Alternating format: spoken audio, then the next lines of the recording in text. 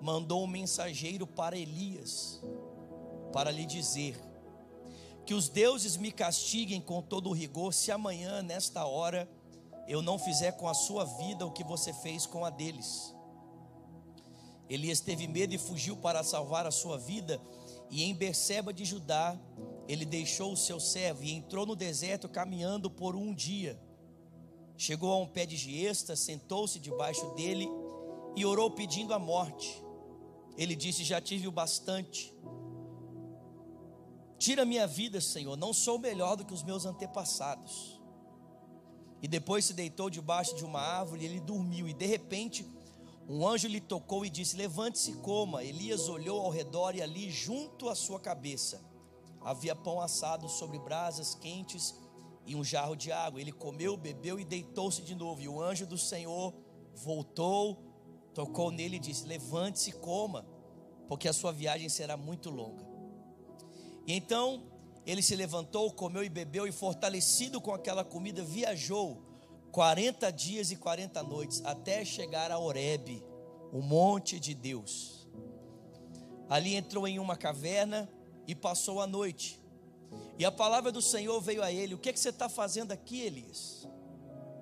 Ele respondeu: tenho sido muito zeloso pelo Senhor, o Deus dos exércitos. Mas os israelitas rejeitaram a tua aliança, quebraram os teus altares, mataram os teus profetas à espada. Eu sou o único que sobrou e agora estão procurando também matar-me.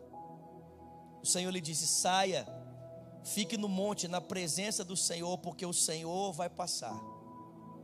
E então veio um vento fortíssimo que separou os montes, esmigalhou as rochas diante do Senhor, mas o Senhor não estava naquele vento. Depois do vento houve um terremoto, mas o Senhor também não estava no terremoto. E depois do terremoto houve fogo, mas o Senhor também não estava nele. E depois do fogo houve um murmúrio, como uma brisa suave.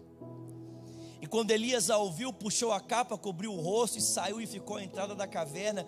E uma voz lhe perguntou: o que você está fazendo aqui, Elias? Senhor, essa é a tua palavra, nós queremos ouvir a tua voz. Nós te pedimos nessa noite, Senhor, ajuda-nos, ó Pai, a receber aquilo que o Senhor deseja falar ao nosso coração. Senhor, nós reconhecemos que, como foi dito aqui, nós precisamos de direção, nós precisamos ouvir o Senhor. A tua palavra diz que quando o povo não ouve o Senhor, ele perece. O povo carece por falta de profecia, de discernimento.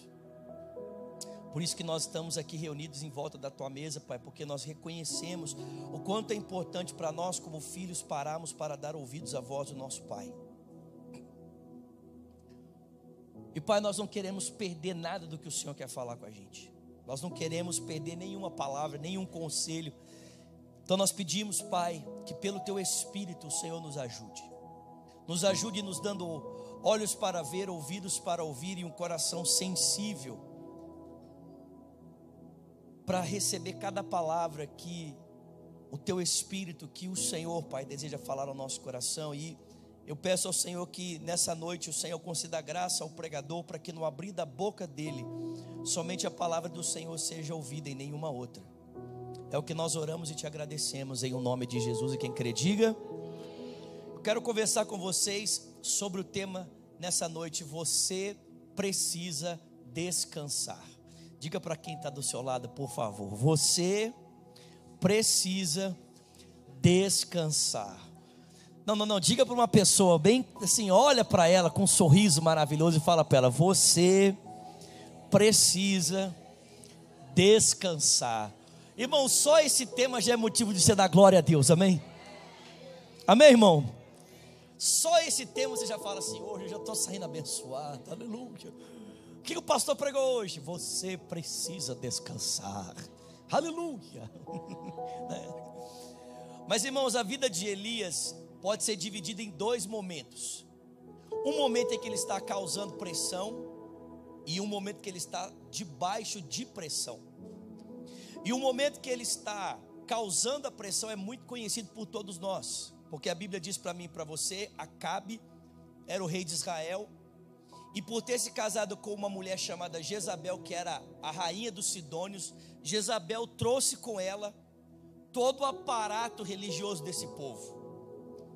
Jezabel literalmente aboliu o culto ao Deus verdadeiro e instituiu o culto a Baal e a Astarote como culto oficial da nação de Israel. Ou seja, no período em que Deus levantou Elias como voz profética, Israel não adorava mais ao Deus de Israel, ao Deus de Abraão, Isaque e Jacó. A religião oficial de Israel nessa época era o culto a Baal e o culto a Astarote. É por isso que Jezabel conseguiu, juntamente com os israelitas, matar tantos profetas. Você viu pela denúncia de Elias aqui, Deus mataram todos os seus profetas. Ou seja, muita gente havia morrido por levar o nome de Deus. Como é que Jezabel consegue fazer isso? Simples, porque ela torna o culto a Yahvé proibido, e com isso ela legitima o assassinato de qualquer um que tentasse adorar a Deus nesse período. Eu não sei se você sabe, mas Baal, esse Deus que é o Deus da fertilidade, o Deus da produção, ele gostava de ser adorado de duas maneiras. Primeira maneira, prostituição ritual.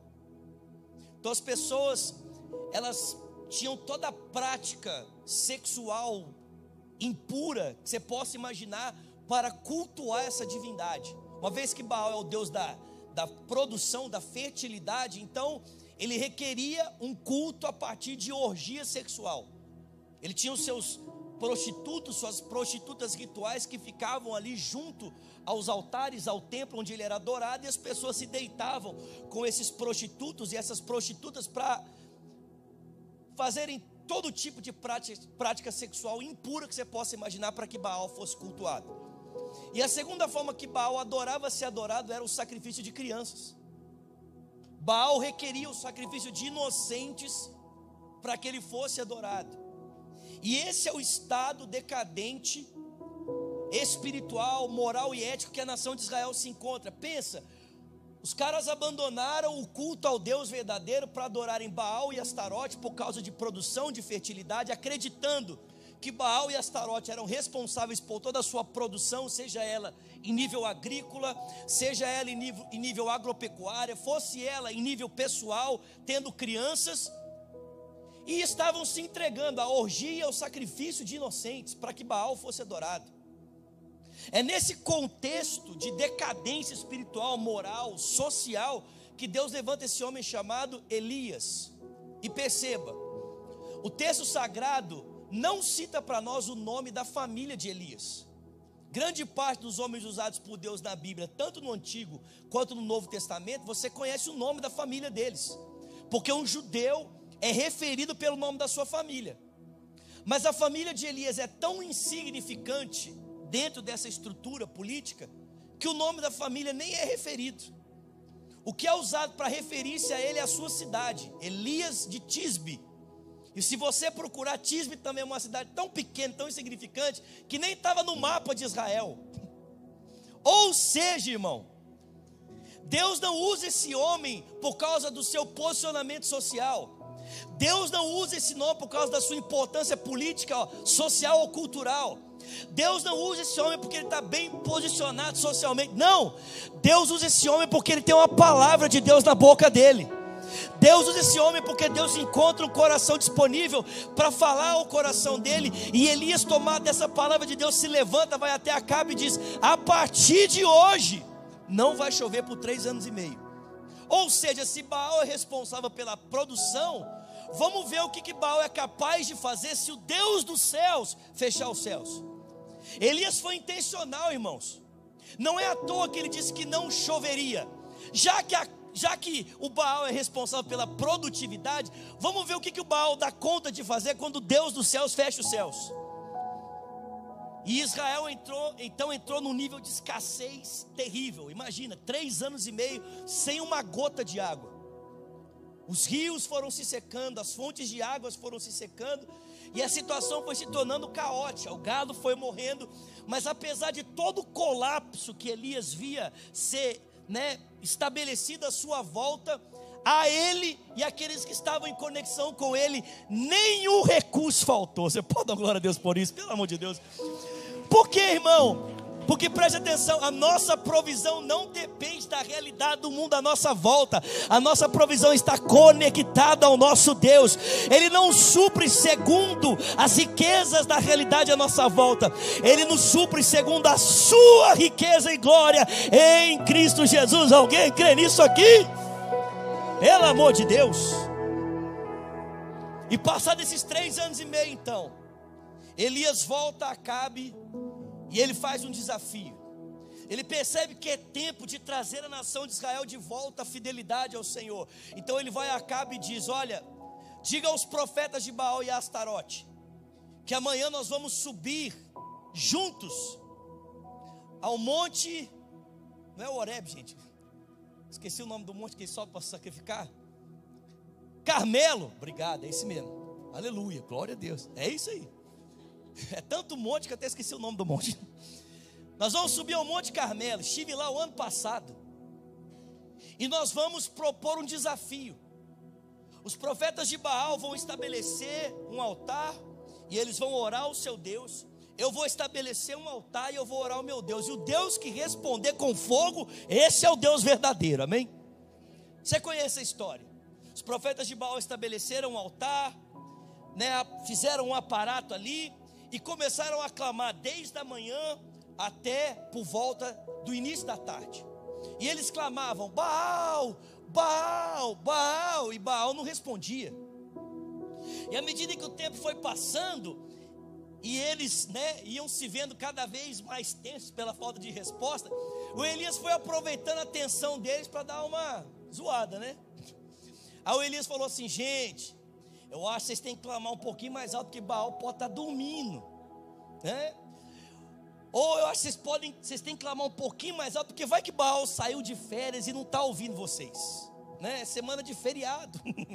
Baal aproveitou para tirar uns dias, ou quem sabe ele não está no banheiro. E os profetas foram clamando e se cortando para de alguma forma, naquele ritual, Baal responder a sua oferta, mas não houve resposta. Então a Bíblia diz que por volta das 3 horas da tarde, que é o mesmo horário em que Jesus morreu por mim e por você na cruz do Calvário, amém? A Bíblia diz que Elias reparou o altar com 12 pedras, cada pedra representando uma tribo de Israel, e ele colocou um cordeiro sobre aquele altar. E para ficar claro que aquele ato era um ato responsivo de Deus, para tornar aquilo ali um pouquinho mais difícil, a Bíblia diz que ele encheu o altar de água e ainda cavou, né, um buraco em volta do altar e encheu de água. E ele fez uma oração muito simples. Ele levantou os olhos para o céu e disse: Deus, mostra para esse povo que ainda há Deus de Israel, e responde com fogo. E a Bíblia diz que veio fogo do céu e consumiu a oferta, a água que estava no altar e a água que estava em volta do altar. E naquele dia todo Israel reconheceu que não havia outro Deus senão o Deus de Israel. A Bíblia diz que Elias, ao desafiar o povo à fidelidade, pegou os 450 profetas de Baal e os 400 de Astarote e cancelou o CPF de todo mundo. Quem entendeu? Naquele dia 850 CPFs foram cancelados, irmãos. O povo partiu para cima dos profetas e eles foram mortos. E quando Elias volta desse massacre, ele vira para Acabe e diz: eu, se fosse você, descia o Carmelo correndo, porque está vindo abundante chuva. Elias se volta para a direção do mar Mediterrâneo e diz para o seu servo: eu vou começar a orar, e se você ver qualquer coisa, você me avisa. E ele dobra o joelho e pergunta para o servo: e aí, você está vendo alguma coisa? Ainda não. Ele dobra o joelho pela 3ª vez. O texto de Tiago diz que ele orou sem cessar, até que Deus respondesse. E na terceira vez, quando ele se volta para o seu servo e pergunta: e aí, você está vendo alguma coisa? A Bíblia diz que o servo diz para ele: eu estou vendo uma pequena nuvem do tamanho da mão de um homem. Mas aquilo para Elias era o suficiente para ele saber que uma abundante chuva estava vindo. De repente o céu se fechou. Elias dobrou a sua capa, juntou junto às pernas e começou a descer correndo. E a Bíblia diz que naquele dia houve um aguaceiro sobre a nação de Israel. Deus estava provando que a fertilidade e a produção não tinham nada a ver com Baal ou com Astarote, mas com a sua providência, a sua mão poderosa. Você pode dar glória a Deus por isso, meu irmão? Pelo amor de Deus. E depois desse avivamento todo, o Acabe chega em casa falando assim: Jezabel, minha filha, você não está sabendo o que o Elias está fazendo, viu? O menino está tocando terror lá fora. Matou 450 profetas de Baal, matou 400 de Astarote. O menino está terrível. E a Bíblia diz que Jezabel então manda essa notícia para ele: que os deuses me castiguem amanhã, se a essa hora eu não fizer com você o que você fez com os meus profetas. E a Bíblia diz que nesse momento Elias foge de medo para preservar a sua vida. Ou seja, nós estamos vendo agora o momento que Elias não está mais causando pressão, ele está sobre pressão. E como é que Elias vai reagir agora que ele está sobre pressão? O texto diz: com medo de perder a sua vida, ele foge. Não é esquisito isso? Um cara que por 3 anos e meio viu o sobrenatural de Deus e viu tantas ações extraordinárias de Deus, inclusive há poucos minutos atrás, diante dos profetas, agora por uma ameaça de uma mulher ele foge. A primeira lição que eu aprendo aqui, irmãos, é que mulheres são perigosas. Cuidado. Amém? Essa é a primeira lição que eu aprendo, irmão. Abre o seu olho, amém? Mulheres são perigosas. Estou brincando. Mas, irmãos, por que Elias fugiu da ameaça de Jezabel? E preste atenção: segundo a psiquiatria, segundo a psicologia, pessoas que estão vivendo esgotamentos emocionais, elas apresentam determinadas características. Primeira característica que uma pessoa apresenta quando ela está vivendo um esgotamento emocional é um alto índice, um alto nível de irritabilidade. Tudo irrita ela. Coisas simples que passariam desapercebido se tornam coisas para tirar essa pessoa do sério. Segunda coisa, essa pessoa, ela perde o prazer nas relações sociais. A pessoa fica profundamente irritada e ela não quer mais se relacionar com ninguém. Qualquer pessoa que demande dela algum tipo de nível emocional, ela quer para longe. E terceiro, a pessoa perde o apetite por viver pela falta de descanso, pela falta de lazer, pela falta de descanso. A pessoa perde o prazer. E sabe, eu não sei se você está percebendo, mas o texto apresenta exatamente essas mesmas qualidades na vida de Elias. A razão de Elias fugir, irmãos, não é porque Jezabel parecia um desafio maior do que a dos profetas, é porque ele não tinha mais tanque emocional para lidar com aquela demanda que estava chegando. Porque o seu tanque emocional durante todo esse primeiro momento foi esvaziado, e agora que surge um novo desafio, ele não tem demanda emocional, ele não tem combustível emocional para lidar com isso. É por isso que ao invés de preferir encarar o desafio, ele escolhe fugir. Não sei se você entende isso, mas as nossas emoções são como um tanque, que tem uma válvula de entrada e uma válvula de saída. E se você e eu não cuidamos de alimentar o nosso coração, sabe o que acontece? Como um tanque normal, presta atenção, viver demanda combustível emocional da gente. Se relacionar, enfrentar os desafios, demanda combustível emocional. E se a gente não cuida de recarregar as emoções, chega uma hora que o nosso emocional entra na reserva e ele começa a dar sinais.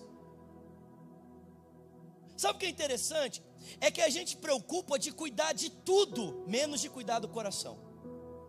A gente se preocupa de cuidar de toda a estrutura externa que gira na nossa vida, mas a gente não preocupa de cuidar do coração. Só que Provérbios 4 diz: de tudo que se deve guardar, guarda o seu coração, porque dele procedem as fontes da vida. Se eu estou correto na minha forma de entender o texto, o que está acontecendo com Elias é que agora ele está submetido a um alto índice, a um alto nível de exaustão emocional. E como consequência dessa exaustão, em primeiro lugar, Elias teve medo de viver. Medo. Aquela coragem que antes havia sido encontrada na palavra de Deus, aquela coragem que antes havia sido encontrada na vocação do Senhor, ela se perdeu. E agora tudo que ele quer é o quê? Fugir. Ele não quer mais lidar com os desafios, ele não quer mais lidar com os confrontos. Ele prefere a fuga, ele prefere o isolamento. Pessoas que estão emocionalmente desgastadas, elas preferem a fuga do que enfrentar os seus desafios, porque elas não têm combustível emocional suficiente para fazer isso. Elias decidiu fugir.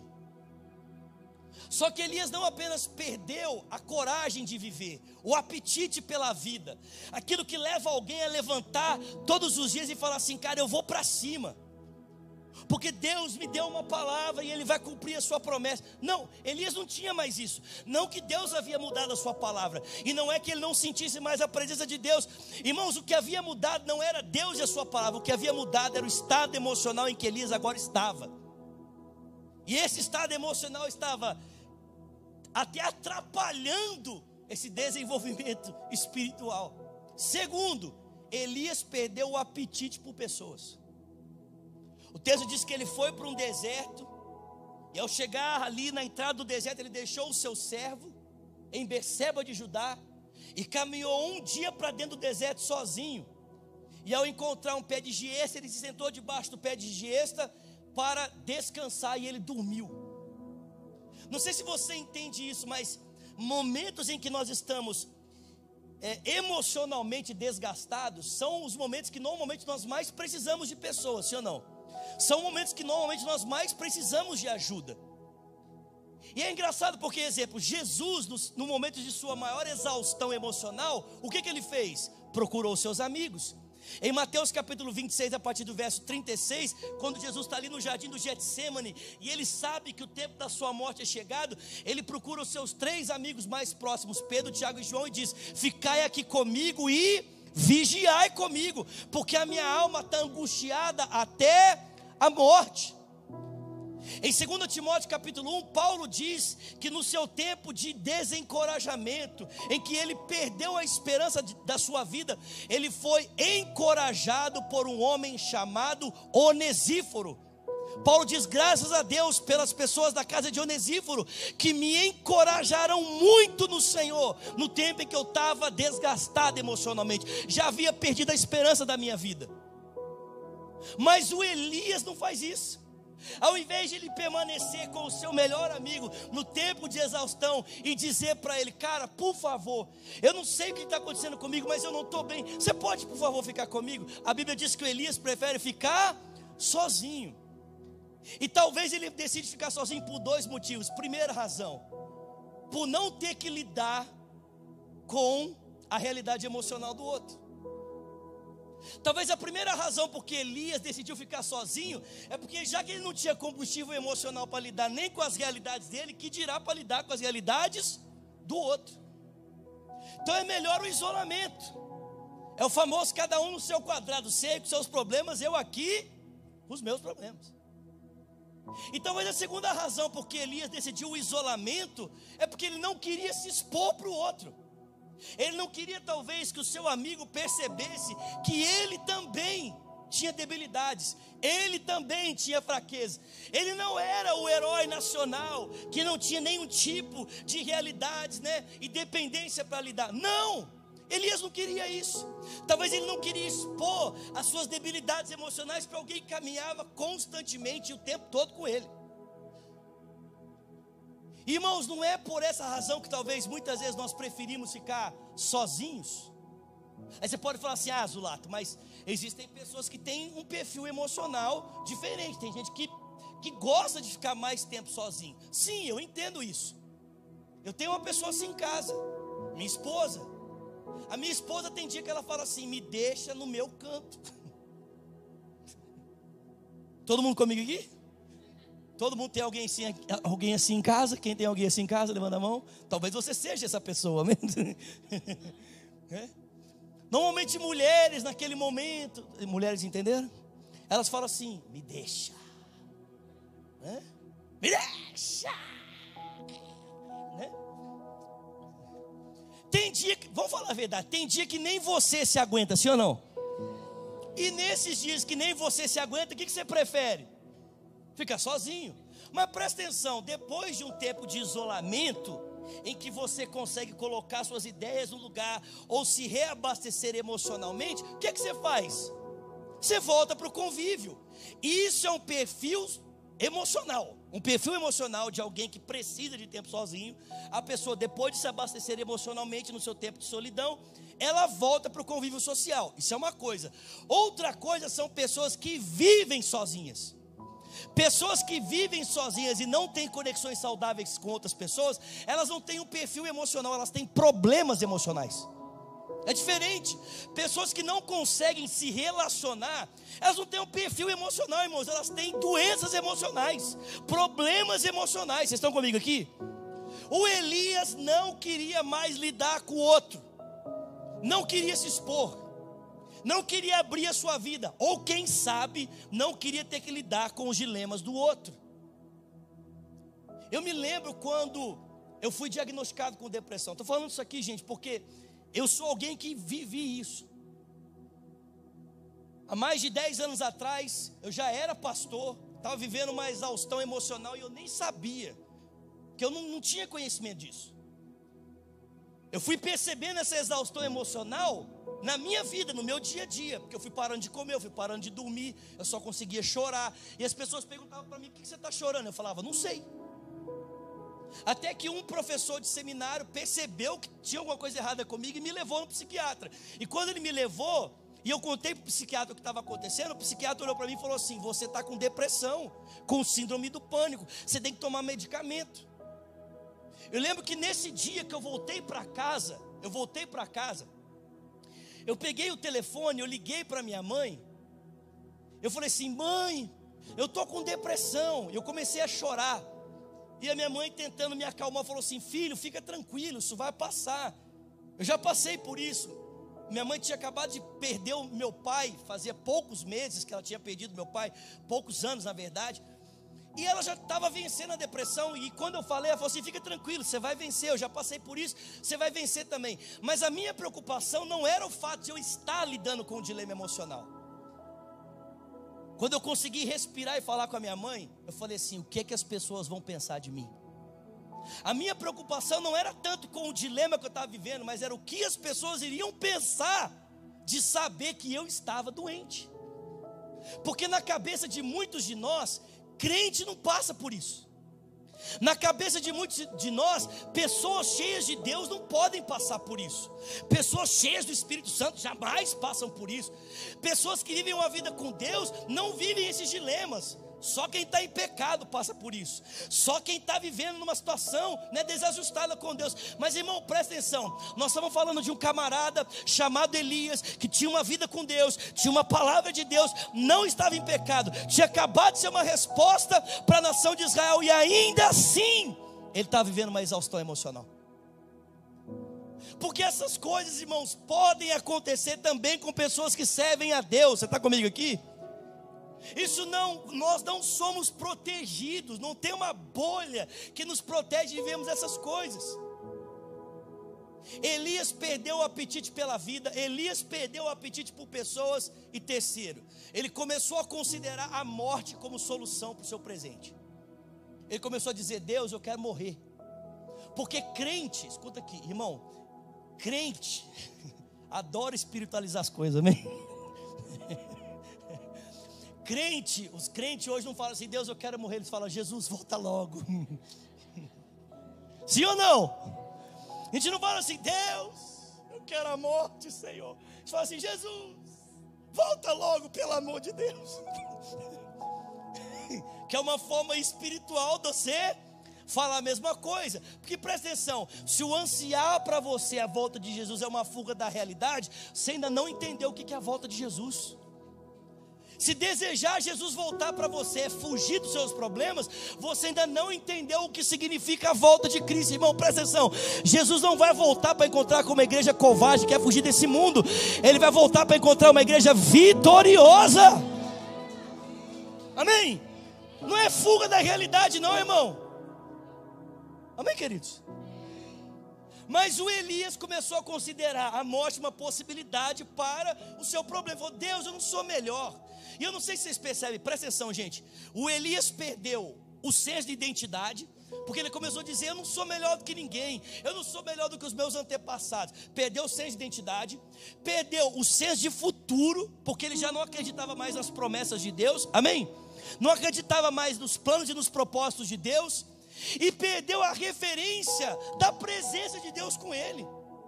O cara naquele dilema todo não sabia mais quem ele era, não sabia mais o que Deus tinha falado, e não sabia mais nem quem caminhava com ele, estava perdido emocionalmente. Então ele olhou para aquilo ali e falou assim: Deus, quer saber de uma coisa? Me mata, me leva para o céu. Mas você não acha esquisito? Presta atenção, vocês estão comigo aqui, gente? Olha que loucura. O cara que não ia experimentar a morte estava orando para morrer. Vocês estão aqui, gente? Pelo amor de Deus. O cara que não ia morrer, não ia experimentar a morte, estava dizendo: Deus, eu quero morrer. Eu acho que Deus no céu olhava para Elias e falava assim: desculpa, Elias, mas essa oração eu não posso responder, porque eu tenho planos melhores a respeito da sua vida. Morte é um negócio que não vai fazer sentido na sua história. Eu tenho um upgrade para você. Eu vou te buscar numa carruagem de fogo, puxada por cavalos de fogo. Fica tranquilo, meu filho. Augusto Cury, grande psiquiatra dos nossos dias e psicólogo, diz que o suicida, na verdade, ele não quer se matar, ele quer matar a sua dor. Mas como ele não sabe como matá-la, então ele prefere tirar a sua vida. Como é que Elias reage agora debaixo de pressão? Foge, evita as pessoas e deseja morrer. A pergunta é: como é que Deus vai lidar com o Elias? Como é que Deus vai lidar com esse momento de exaustão na vida desse servo dele? Como é que Deus vai lidar com isso? Deus vai virar para Elias e falar assim: Elias, eu te entendo, né? Foi um tempo de grande intensidade, 3 anos e meio. Então assim, fique em paz, nós vamos levantar aí o outro profeta, você segue a sua vida. Foi isso que Deus fez? Sim ou não, irmãos? Não. Mas não é engraçado? Nós temos uma máxima na igreja, que eu sinceramente, quando eu ouço ela me incomoda demais. Normalmente ela não me incomoda, porque eu não ouço ela. Mas quando eu ouço ela, me incomoda. Qual que é a máxima? É que se você não se colocar à disposição, Deus vai levantar outra pessoa. Mas não é engraçado? Não foi isso que Deus fez com Elias. Deus não substituiu Elias por outro. Deus não virou para Elias e falou assim: ó Elias, já que você não está dando conta mais e você não consegue continuar servindo, então eu vou levantar um outro para continuar ou para completar o que eu comecei com você. Não é isso que Deus fez. Quando Elias não tinha mais condição de prosseguir a jornada que Deus havia dado para ele, sabe o que Deus fez? Deus deu descanso para Elias. Pelo amor de Deus, alguém pode dar uma glória a Deus aqui essa noite? Diga para quem está do seu lado: você precisa descansar. Diga para uma outra pessoa: você precisa descansar. Irmão, presta atenção. Sabe por que Deus deu descanso para Elias? Porque Elias era mais importante para Deus do que as coisas que ele fazia para Deus. Deus estava mais preocupado com Elias do que com as coisas que Elias entregava para Deus, irmãos. Deus não está preocupado com aquilo que você pode fazer para Ele, querido. Deus está preocupado com você. Você importa mais para Deus do que as coisas que você pode entregar nas mãos dEle. É por isso que Deus, quando percebeu Elias esse estado de esgotamento, Deus falou para ele: descansa, Elias. solução para você não é parar, a solução para você não é morrer, a solução para você é descansar. A solução para você, meu irmão, não é desistir, a solução para você não é parar, a solução para você não é fugir, a solução é descansar. Descansa. E o primeiro nível de descanso que Deus deu para o Elias foi o descanso físico. Deus falou para Elias: vai dormir. E quando ele acordou, Deus falou para ele: agora você vai comer um pão quentinho e água fresca que eu preparei para você. Deus mandou o iFood do céu, aleluia, né, entregar lá na porta da giesta de Elias, entrega especial, sagrada para o Elias, pão quentinho e água fresca. E o Elias comeu aquilo e voltou a dormir. O anjo falou para ele: não, tem mais, acorda aí meu filho, come tudo. E foi aquela comida que deu a ele capacidade para que ele pudesse prosseguir o restante da jornada. Meus irmãos, nós precisamos descansar, amém? E em primeiro lugar, descanso envolve descanso físico. Se você está vivendo aqui na América, trabalhando de domingo a domingo, de segunda a segunda, você está em pecado. Ninguém falou glória a Deus. Ninguém falou glória a Deus. Você está em pecado. Ah, pastor, mas se eu não trabalhar, de domingo a domingo eu não pago as minhas contas. Isso é o que você pensa, mas não é o que a sua Bíblia diz. A sua Bíblia diz que se você descansar no Senhor, Ele vai satisfazer os desejos do teu coração. Que se você buscar o reino de Deus e a justiça dEle, todas as outras coisas te serão acrescentadas. Na verdade, sabe que você trabalha de domingo a domingo? Porque você acredita que a tua vida é sustentada pela força do teu braço e não pela graça do teu Deus. Porque se você acreditasse que quem sustenta você é o teu Deus, você iria aprender a descansar. Jesus fala em Mateus capítulo 6, olha para as aves do céu.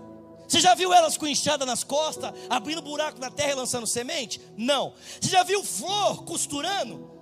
Nem Salomão em todo o seu esplendor vestiu-se como um deles. Se Deus veste assim a erva do campo que hoje existe, amanhã lançada no fogo, não vai cuidar muito mais de vocês, homens de pequena fé? Ele diz: buscai, pois, em primeiro lugar o reino de Deus e a sua justiça, e as outras coisas te serão acrescentadas. Em outras palavras, o que Jesus está dizendo é o seguinte: se Deus dá conta de cuidar do mundo que você vive, será que Ele não dá conta de cuidar da sua vida? Se Deus dá conta de sustentar os pássaros, dá conta de sustentar as flores, dá conta de sustentar o universo, Ele não dá conta de sustentar você, meu filho. Você e eu precisamos aprender a descansar. Ai, pastor, mas eu não tenho dinheiro. Quem é que disse que descanso depende de dinheiro? Descanso não tem a ver com condição, tem a ver com decisão. E para vocês que estão aqui, pior ainda. Sabe por quê? Porque ninguém paga um centavo para ir para a praia. Ninguém paga um centavo para sentar naquela areia. Ninguém paga um centavo para colocar o pé no mar. Ninguém paga um centavo para fazer uma caminhada na beira-praia. Não paga, você não paga um centavo. Descanso não tem a ver com condição, tem a ver com decisão. Irmão, pega a tua família, senta lá na areia e vai ver o pôr do sol. Vai contemplar a bondade de Deus, pelo amor de Deus. Pega a tua família, vai fazer uma caminhada. Sabe, a gente fica dando desculpas para Deus. Deus, mas eu não tenho dinheiro para tirar férias. Mas quem é que disse que o seu descanso está associado às suas férias? Seu descanso tem a ver com a decisão de praticar aquilo que Deus está te mandando na palavra dele. Para um minuto para você contemplar os meus feitos e se lembrar que eu continuo cuidando de você. Pelo amor de Deus, alguém pode dar um glória a Deus aqui? Descanso físico. Senta com um pacote de pipoca, irmão, e vai ver o que Deus está fazendo.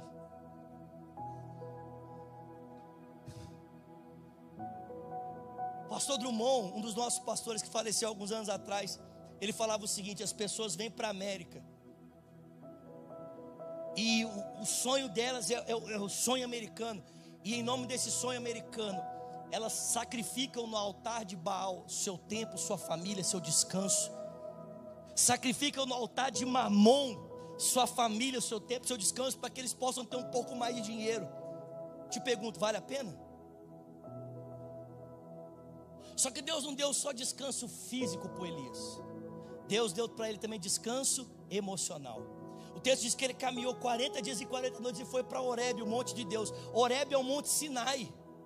Por que Elias foi para o Sinai? Porque ele sabia que Deus havia falado naquele lugar. E ele precisava do quê? De uma palavra. Então ele foi para lá para buscar uma palavra.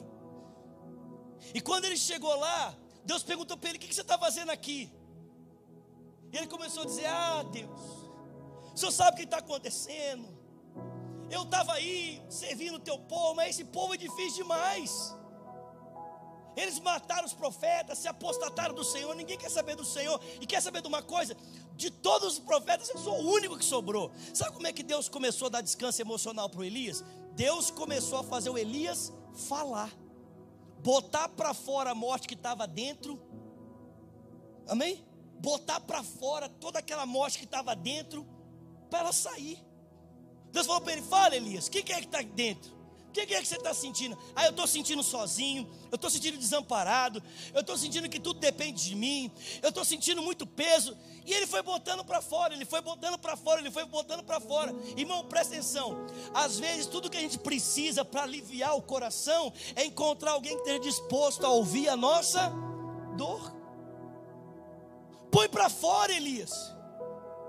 O Elias começou a colocar para fora, e à medida que ele foi colocando para fora toda aquela insatisfação, aquela morte que estava lá de dentro, Deus foi lembrando para ele: primeiro, Elias, você não está sozinho, existem outros 7.000 profetas e como você não dobraram os seus joelhos.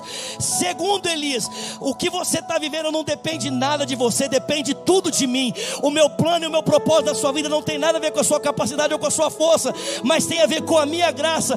Terceiro, Elias, você acha que acabou? Eu tenho muito mais para fazer na sua vida. Ainda há esperança para se cumprir em você. Eu tenho um profeta para levantar, eu tenho um rei para ungir, e eu vou usar você para fazer isso. Aleluia! Como é que Deus deu descanso para o Elias emocional? Deixou ele falar, põe para fora. E depois Deus renovou a esperança, a confiança e as suas promessas. Sabe, nessa noite eu vim aqui para dizer para você que talvez você precise descansar. Você precisa descansar, meu irmão, fisicamente, descansar emocionalmente, para que você possa recobrar o ânimo para seguir a tua jornada. Você pode ficar de pé no seu lugar, por favor?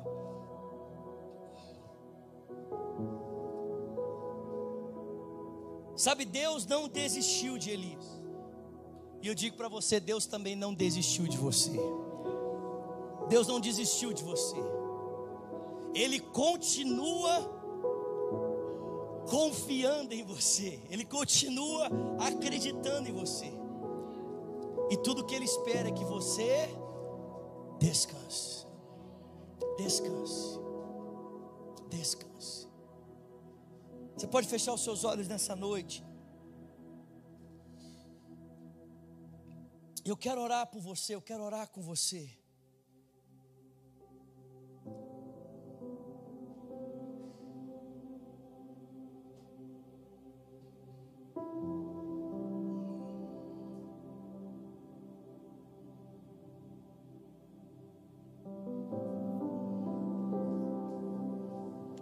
Pai, em nome de Jesus,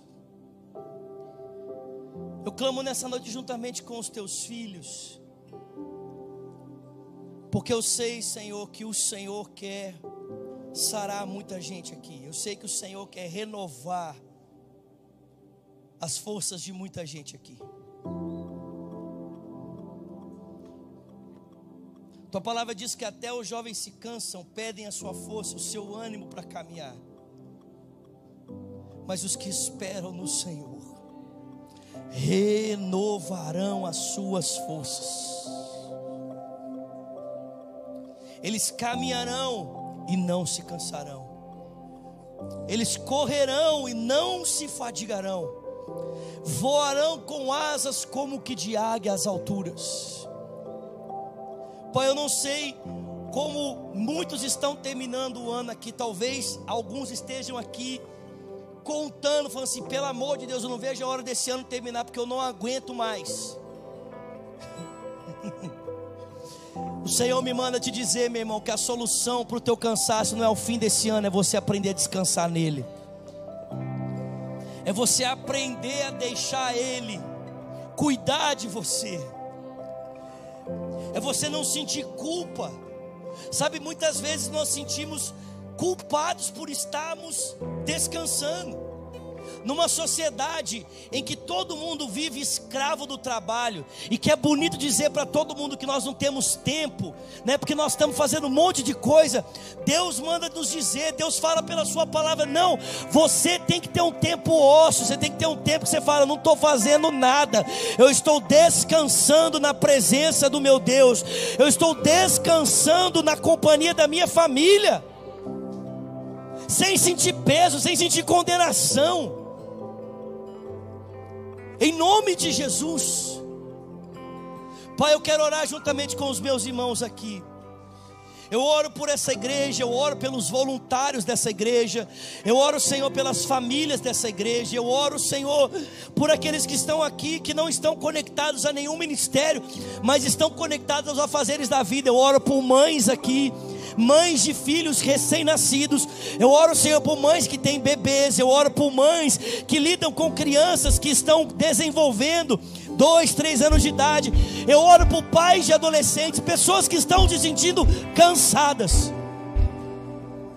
pessoas que estão emocionalmente desgastadas porque vivem um momento caótico no seu casamento, pessoas que estão lutando, Senhor, talvez há algum tempo, talvez há anos, esperando por uma melhora, esperando por uma mudança, mas chegaram no seu ápice, chegaram, Senhor, talvez no seu limite. E quem sabe existam alguns aqui, ou talvez pela internet, que já estejam começando a considerar, quem sabe, no suicídio, uma possibilidade para a solução do seu caos. O Senhor Jesus manda te dizer nessa noite: vinde a mim todos vós que estáis cansados e sobrecarregados, e eu vos aliviarei. Vinde a mim todos vós que estáis cansados e sobrecarregados, e eu vos aliviarei. Vinde a mim todos vós que estáis cansados e sobrecarregados, e eu vos aliviarei. Tomai sobre vós o meu fardo que é leve, o meu jugo que é suave, e aprendei de mim que sou manso e humilde de coração, e achareis descanso para a sua alma.